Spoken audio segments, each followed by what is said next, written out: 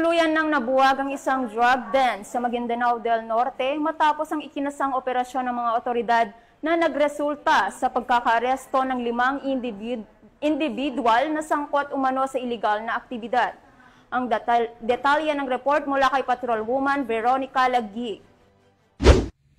5 individual ang naaresto matapos mabuwag ang isang drug den sa bisa ng matagumpay na anti-illegal drugs operation sa Sitio Daywan, Barangay Tanuel Datu, Odinsinsuat, Maguindanao del Norte. Nito lamang ika-16 ng Hulyo taong kasalukuyan.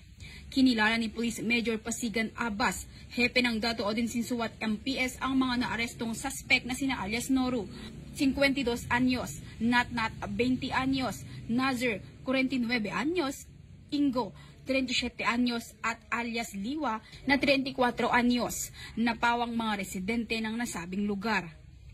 Sa ikinasang operasyon ng Maguindanao del Norte PNP, nakumpiska ang tinatayang 15 gramo ng hinihinalang shabu na nagkakahalagang humigit kumulang 100,000 pesos, isang shotgun, magazine, mga drug paraphernalia at bypass money na ginamit sa iligal na aktibidad.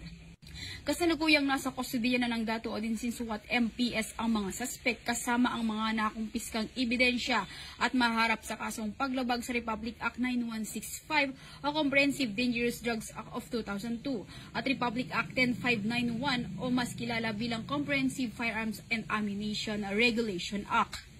Patuloy ang pinagting na kampanya ng pulisya at lokal na pamahalaan ng Datu Odinsinsuat laban sa iligal na droga upang matiyak ang kaayusan at kapayapaan sa kanilang bayan. Mula rito sa rehiyon ng Bangsamoro, ako ang inyong Police News Network Correspondent, Patrolwoman Veronica Laghi, alagad ng batas, taga-taguyod ng Balitang Pulis.